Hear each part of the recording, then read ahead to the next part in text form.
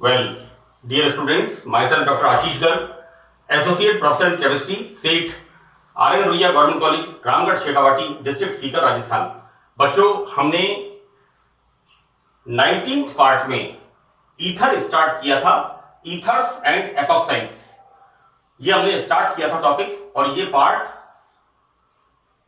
जो यूनिट है carboxylic acids, second part इसका है डेरिवेटिव ऑफ कार्बोक्सिलिक एसिड्स, और तीसरा पार्ट इसका है ईथर्स एंड एपॉक्साइड्स। राइट, हमने इसको स्टार्ट कर दिया था पार्ट 19th के अंदर। मैंने 19th पार्ट में यह बताया था कि किस प्रकार से हम ईथर का फार्मूला, यानी हम इस तरह से वाटर मॉलिक्यूल को लिखते हैं। राइट, और यदि ये ऑक्सीजन दोनों तरफ से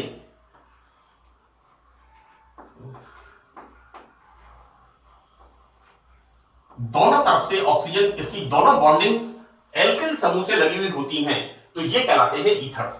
ये मैंने आपको बताया था। और ईथर्स को हमने कहा था एल्कोहल्स के एनहाइड्राइड। राइट, ईथर्स को हमने बोला था एल्कोहल्स के एनहाइड्राइड, कि यदि दो मॉलिक्यूल एल्कोहल हम लेते हैं और उसमें से जल का अणु बाहर निकलता है। मैं ये बनाने की प्रिपरेशंस में भी बताऊंगा कि हम यदि दो मॉलिक्यूल एल्कोहल के लेते हैं और उसमें से वाटर मॉलिक्यूल बाहर निकलता है, तो एल्कोहल्स के एनहाइड्राइड ईथर का संश्लेषण होता है। तो बच्चों, यहां पर हम स्टार्ट करेंगे आइसोमेरिज्म। राइट, आइसोमेरिज्म की डेफिनेशन आप क्या होती है। आइसोमेरिज्म हम 12th क्लास से इसे पढ़ते आ रहे हैं। Molecular formula is same, but जो फॉर्मूले इससे बनते हैं उसकी physical and chemical properties are different. इसको हम ये बताएंगे कि समावयवता में अणुसूत्र तो समान होता है, लेकिन जो इस मॉलिक्यूलर फार्मूले से भिन्न यौगिक बनते हैं, इन यौगिकों के रासायनिक एवं भौतिक गुण अलग अलग होते हैं। राइट, यहां पर हम इसको बोलेंगे कि molecular formula is same, but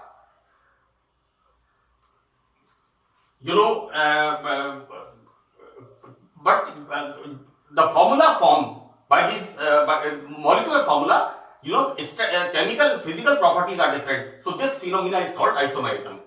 यानी समावयवता वह परिघटना है जिसमें अणुसूत्र तो समान होता है, लेकिन उस अणुसूत्र से जो भिन्न यौगिक बनते हैं उनके रासायनिक और भौतिक गुण अलग अलग होते हैं।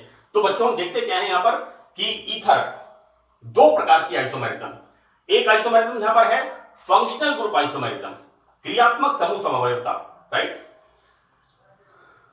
जैसा कि नाम से स्पष्ट है क्रियात्मक समूह, तो यहां पर बच्चों क्या होता है कि जो मॉलिक्यूलर फॉर्मूला होता है, यहां पर एक एग्जांपल हमने लिया है C2H6O, यानी यहां पर कार्बन 2 है, हाइड्रोजन 6 है और ऑक्सीजन 1 है। तो इस मॉलिक्यूलर फॉर्मूले से हमें दो प्रकार के यौगिक मिलते हैं। पहला यौगिक है एल्कोहल, दैट इज ओल, दिस इज द इथेनॉल, और दूसरा कंपाउंड इसके अंदर होता है ईथर। जैसा मैंने आपको बताया कि ऑक्सीजन के दोनों तरफ के हाइड्रोजन जो वाटर में होते हैं, उनको जब हम एल्काइल समूह से प्रतिस्थापित कर देते हैं, तो यहां पर ये जो CR कार्बन के बीच में जो ऑक्सीजन आता है, ये क्रियात्मक समूह कहलाता है ईथर।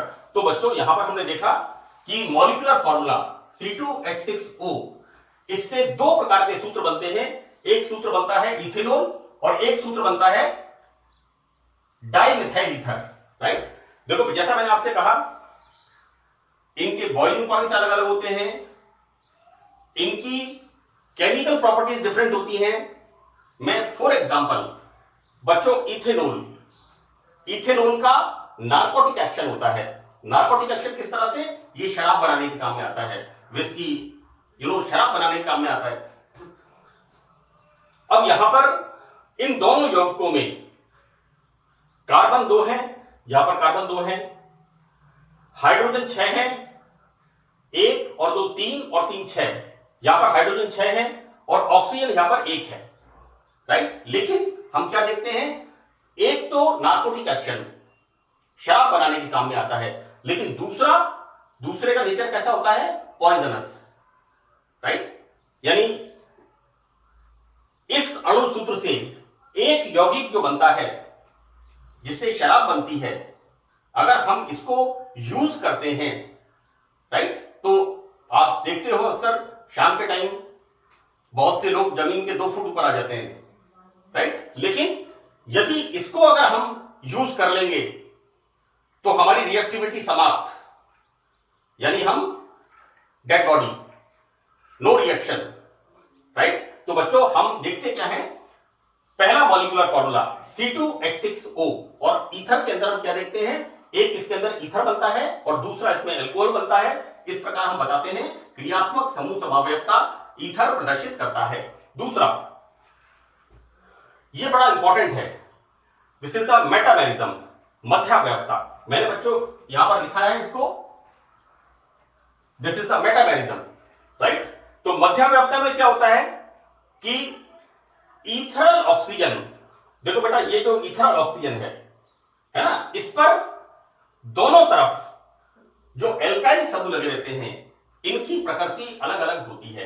किस प्रकार से अलग अलग होती है, मैं एक बार फिर रिपीट कर रहा हूं कि ईथरल ऑक्सीजन से जो एल्काइल समूह लगे हुए होते हैं, इनकी प्रकृति भिन्न भिन्न होती है, और इस भिन्न प्रकृति के कारण ये मेटामेरिज्म, मध्यावयवता प्रदर्शित करते हैं। बच्चों हम एक मॉलिक्यूलर फॉर्मूला लेते हैं C4H10O, राइट। यहां देखो बेटा 1 2 3 4 C4, यहां 5 हाइड्रोजन, यहां 5 hydrogen, H10 and oxygen, right.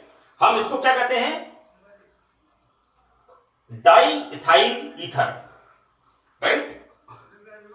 अब जैसा मैंने आपको बताया कि ईथरल ऑक्सीजन पर जो एल्काइल ग्रुप लगे हुए होते हैं, उनकी भिन्न भिन्न प्रकृति, देखो बेटा यहां पर क्या हो गया, ईथरल ऑक्सीजन के एक तरफ मेथिल है और दूसरी तरफ प्रोपिल है। हम क्या देखते हैं, एक कार्बन, 2 3 4 C4, और hydrogen 3 2 2 7 and 3 10 C4H10O, right. So this is the methyl propyl ether. बच्चों M पहले आता है अल्फाबेटिकली, P बाद में आता है, राइट। मिथाइल प्रोपाइल ईथर, इसका IUPAC नाम मैंने क्या बताया था बच्चों, मैंने IUPAC नाम में बताया था कि ऑक्सीजन को हम उसके साथ मानते हैं, ऑक्सीजन को हम उस एल्किल समूह के साथ मानते हैं जिसमें कार्बन परमाणु की संख्या कम होती है, तो इसको हम बोलेंगे मिथॉक्सी प्रोपेन, राइट। तो दिस इज द मिथाइल, बहुत इंपॉर्टेंट चीज, this is the n propyl, n का मतलब है यहां पर सीधी श्रृंखला, this is the methyl n propyl ether. और यहां पर बच्चों क्या होता है, this is the methyl isopropyl ether, right. यहां पर ये ग्रुप कैसा है बच्चों, आइसोप्रोपिल ग्रुप, राइट। तो मिथाइल आइसोप्रोपाइल ईथर। इस प्रकार हम क्या देखते हैं कि ईथर 2 प्रकार की आइसोमेरिज्म, एक शो करती है क्रियात्मक समूह समावयवता और दूसरा इसमें शो करती है मेटामेरिज्म। इस प्रकार ईथर 2 प्रकार की समावयवता प्रदर्शित करते हैं, और मैंने एग्जांपल लेकर के अच्छी तरह से दोनों आइसोमेरिज्म को समझाया है। अब हम स्टार्ट करते हैं इसमें संश्लेषण की विधियां, मेथड ऑफ प्रिपरेशन, राइट। तो बच्चों पहला इसमें क्या है, एल्कोहल के निर्जलीकरण से, राइट। एल्कोहल का निर्जलीकरण हम यहां पर यूज करते हैं कंसंट्रेट H2SO4। बच्चों मैंने अधिकतर 2 तरह के डिहाइड्रेटिंग एजेंट्स बताए हैं, एक बताया है कंसंट्रेट H2SO4 और दूसरा बताया है मैंने आपको P2O5, राइट। तो यहां पर सांद्र H2SO4 की उपस्थिति में एल्कोहल्स का निर्जलीकरण होता है, किस तरह से,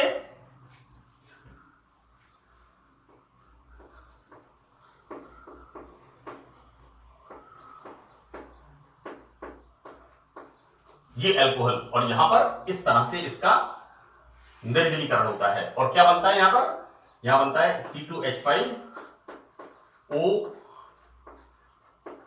C2H5, ये बनता है यहां पर, राइट। और देखो बेटा यहां पर हम 2 मॉलिक्यूल लेते हैं इथाइल अल्कोहल के, और ये 2 मॉलिक्यूल कंसंट्रेट H2SO4 के साथ रिमूवल ऑफ वाटर मॉलिक्यूल निर्जलीकरण होता है और यहां पर ईथर का फॉर्मेशन होता है। बड़ी इंपॉर्टेंट चीज यहां पर क्या है कि ये रिएक्शन कैसी होती है, it is a nucleophilic substitution reaction, नाभिक स्नेही प्रतिस्थापन अभिक्रिया। बच्चों आप लोगों ने 12th क्लास में replacement reaction, addition reaction, electrophilic substitution reaction, free radical reaction, nucleophilic substitution, विभिन्न प्रकार की अभिक्रियाओं के बारे में पढ़ा है। और मैंने बीएससी पार्ट फर्स्ट में एक टॉपिक है mechanism of organic reactions, right, उसके अंदर मैंने काफी डिटेल के अंदर इन सब रिएक्शंस के बारे में बताया है। तो यहां पर ये रिएक्शन कैसी होती है, न्यूक्लियोफिलिक सब्स्टिट्यूशन। बच्चों न्यूक्लियोफाइल कौन सा होता है, इलेक्ट्रॉन रिच स्पीसीज, जिसके पास इलेक्ट्रॉन्स की प्रचुरता होती है। तो यहां पर ये रिएक्शन होती है न्यूक्लियोफिलिक सब्स्टिट्यूशन रिएक्शन। और जैसा कि हम जानते हैं न्यूक्लियोफिलिक सब्स्टिट्यूशन रिएक्शन दो तरह की होती है, SN1 and SN2, right. This is the unimolecular and this is the bimolecular. बच्चों SN1 reaction is the two step process, right. मैंने बीएससी पार्ट फर्स्ट में इसके बारे में काफी डिटेल में बताया है।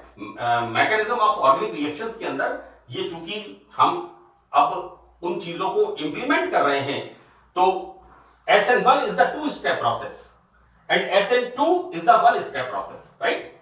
ये दोनों क्रियाविधि से संपन्न होती है, राइट। अब इसी के अंदर हम जो एल्कोहल्स का निर्जलीकरण करते हैं, इसमें बच्चों यहां पर है इंडस्ट्रियल मेथड, यहां पर होती है औद्योगिक विधि, राइट। तो बच्चों औद्योगिक विधि में हम क्या यूज करते हैं, या तो यूज करते हैं एल्यूमिना। एल्यूमिना कौन सी होती है, रिवर सैंड, जो हम अपने घर कंस्ट्रक्शन के काम में लेते हैं, जिसे हम सामान्य भाषा में बजरी कहते हैं, right, that is alumina, Al2O3। और हम यूज करते हैं aluminium sulphate, that is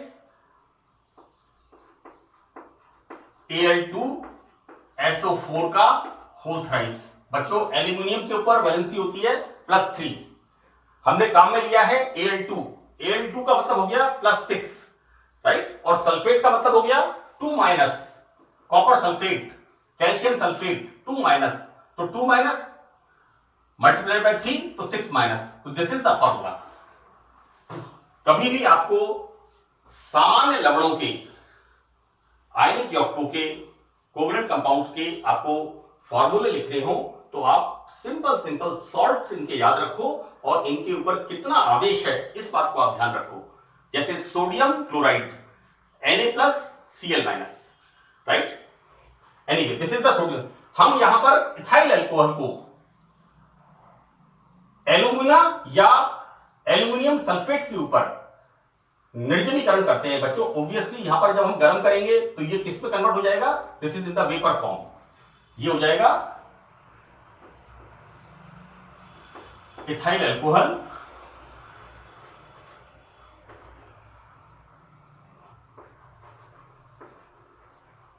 vapours. यहां पर इसकी वाष्प बनेगी और यहां पर जिस तरह से मैंने बताया आपको निर्जलीकरण, इस तरह से निर्जलीकरण होकर के यहां पर ईथर का फॉर्मेशन होगा। मोटा मैं आपको बता दूं कि इथाइल अल्कोहल की वाष्प को जब एल्यूमिनिया या एल्यूमिनियम सल्फेट के ऊपर से गुजारते हैं तो निर्जलीकरण होकर के इस तरह से यहां पर ईथर का संश्लेषण होता है, right. Now we start second method, ये बहुत इंपॉर्टेंट है, नेम रिएक्शन है, this is the Williamson ether संश्लेषण। ये संश्लेषण बच्चों यहां पर है विलियमसन ईथर संश्लेषण। देखो बेटा क्या है कि हम यहां पर एल्किल हैलाइड की रिएक्शन सोडियम एथॉक्साइड के साथ कराते हैं, राइट। यहां पर क्या निकलता है बाहर, यहां पर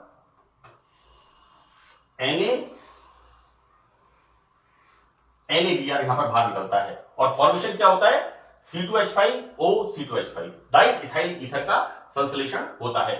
देखो बेटा यहां पर इस विधि में एल्किल हैलाइड की सोडियम एल्कोक्साइड्स के साथ हमने क्या यूज किया है, ethyl alcohol, right. This is the formation of sodium alkoxide के साथ अभिक्रिया करवाने पर बनता है डाइइथाइल ईथर। वापस यहां हम क्या देखते हैं, ये रिएक्शन कैसी है, it is a nucleophilic substitution reaction है, राइट। और एक जो जो इंपॉर्टेंट चीज है कि यदि यहां पर हम अनब्रांच्ड हैलाइड लेते हैं, बच्चों अनब्रांच्ड हैलाइड का मतलब हो गया जिनके अंदर अशाखित श्रृंखला होती है, सीधी कार्बन चेन होती है। यदि हम इस तरह के एल्किल हैलाइड्स लेते हैं तो उनके साथ SN2 मैकेनिज्म से रिएक्शन होती है। लेकिन यदि हम एल्किल हैलाइड्स कैसे लेते हैं, श्रृंखला युक्त ब्रांच्ड हम एल्किल हैलाइड्स लेते हैं, तो यहां पर जो रिएक्शन होती है एल्किल हैलाइड्स की सोडियम एल्कोक्साइड के साथ, वो SN1 मैकेनिज्म से होती है। मैं एक बार फिर रिपीट कर रहा हूं इसको। यदि एल्किल हैलाइड कैसा है, अनब्रांच्ड स्ट्रेट चेन, तो रिएक्शन होती है SN2 मैकेनिज्म से। और यदि रिएक्शन हम यहां पर ब्रांच्ड एल्किन लेते हैं तो बच्चों यहां रिएक्शन होती है SN1 रिएक्शन मैकेनिज्म से, राइट। इसको आप ध्यान रखिएगा। तीसरा रिएक्शन मेथड, थर्ड मेथड यहां पर कि एल्कोहल की क्रिया एल्यूमिनियम एल्कोक्साइड के साथ, वापस हम यहां कैटलिस्ट काम में ले रहे हैं और रिएक्शन किससे करा रहे हैं, इथाइल एल्कोहल की 2 नाइट्रोजन, एक नाइट्रोजन को कहते हैं एजो और 2 को कहते हैं डाई एजो। तो बच्चों इथाइल एल्कोहल की रिएक्शन डाई एजो मीथेन के साथ जब कराते हैं, एल्यूमिनियम इथॉक्साइड या मैं कहूं इसको एल्यूमिनियम एल्कोक्साइड, यहां पर हम एल्यूमिनियम आइसोप्रोपॉक्साइड भी ले सकते हैं। बच्चों isopropyl alcohol,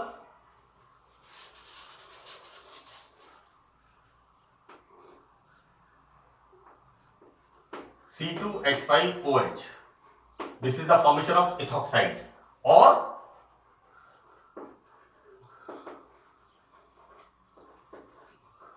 this is the isopropyl alcohol, और बच्चों ये क्या बन जाएगा इसमें, आइसोप्रोपॉक्साइड, राइट। ये बन जाएगा whole thrice Al. This is the formation of aluminium isopropoxide. तो बेटा यहां पर क्या है कि एल्कोहल की क्रिया हम एल्यूमिनियम एल्कोक्साइड कोई भी ले सकते हैं, aluminium ethoxide, aluminium propoxide, propyl alcohol के प्रोपॉक्साइड, एथिल अल्कोहल से इथॉक्साइड और आइसोप्रोपिल अल्कोहल से आइसोप्रोपॉक्साइड। तो एल्यूमिनियम एल्कोक्साइड की उपस्थिति में डाई एजोमीथेन के साथ गर्म करते हैं, तो यहां पर बच्चों एल्कोहल का मिथाइलेशन, ये बच्चों कुल मिलाकर रिएक्शन किस तरह से होती है,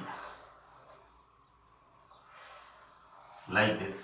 यहां पर इसका एल्कोहल का मिथाइलेशन होता है और यहां पर मिथाइल ईथर बनता है। This is the methyl propyl ether, this is the, sorry हमने काम में लिया बच्चों एथिल लिया है ना काम में, इट्स नॉट प्रोपिल, हमने यहां पर एथिल काम में लिया है, तो ये बनेगा इथाइल मिथाइल ईथर, राइट। और यहां पर नाइट्रोजन गैस बाहर निकलती है। तो बच्चों this is the part 20th, ये 20वां भाग है। तो मैंने यहां पर ईथर बनाने की विधियां शुरू की हैं, अभी 2 या 3 मेथड्स इसके और हैं, वो मैं नेक्स्ट पार्ट 21 में स्टार्ट करूंगा, राइट। बेटा ईथर जो है वो carboxylic acids and derivative of carboxylic acids and ether and epoxides, ये तीनों टॉपिक्स की एक यूनिट है, इसलिए मैंने इसको कंटिन्यू किया है 19 के बाद 20th, और इसके बाद हम आगे वाले भाग का अध्ययन करेंगे। Thank you.